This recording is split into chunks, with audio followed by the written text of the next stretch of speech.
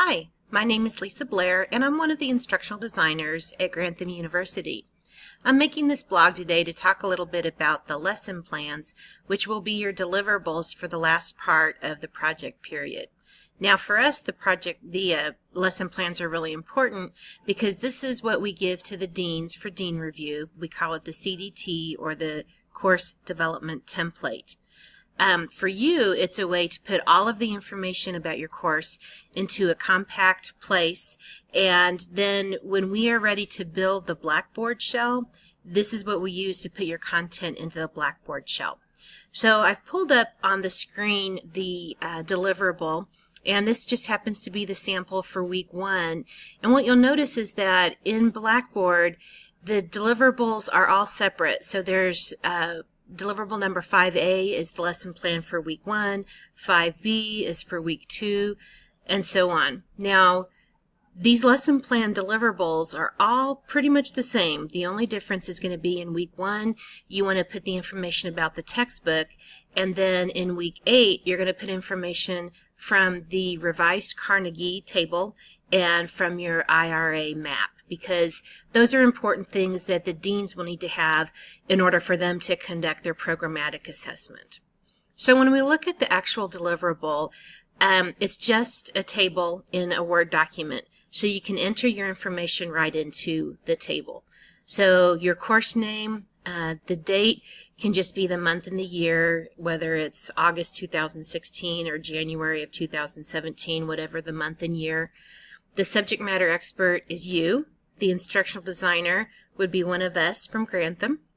The course description, copy and paste that paragraph descriptor, and it might be the updated version that we worked on earlier in the project period so that it's more enticing to the student and not quite so, undergraduate catalog boring.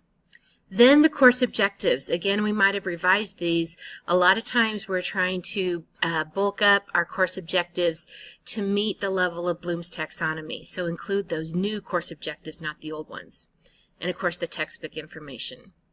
Now the rest of this is going to be just where you can either cut and paste what you've done in the past. So as I scroll down here, let me get to the scroll bar. You're going to enter what students see on the Blackboard page. So this might be week number 1. The weekly topic or title could be, understanding the role of criminal investigators in a criminal investigation.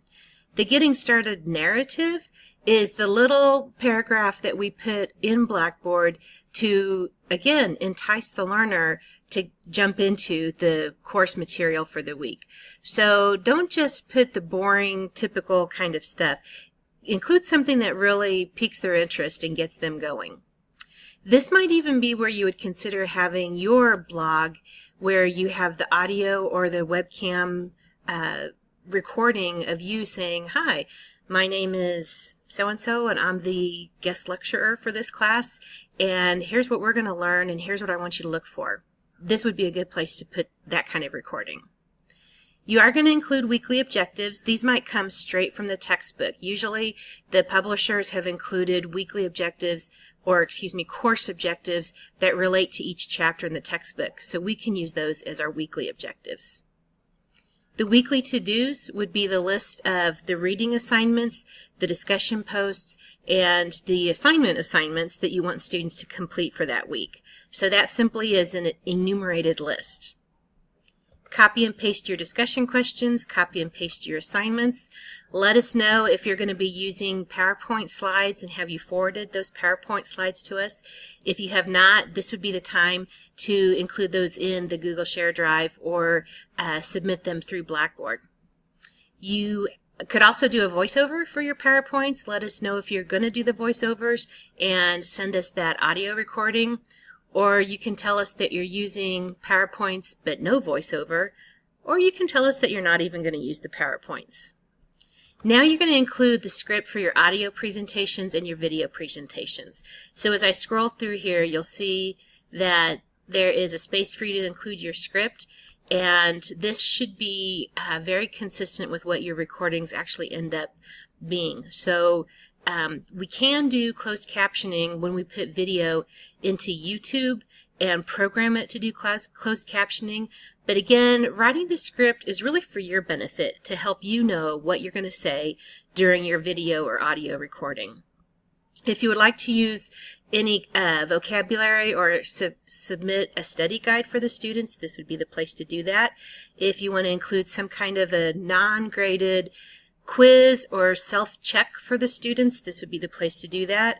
And then, since you've already written the summative assessments, cut and paste and put those in here. So again, that's all there is to the lesson plan. One for each week. You've got 4 weeks to finish up the 8 lesson plans, and remember to keep on meeting with your instructional designer once a week for the duration of this project period. All right, that's it. Good luck.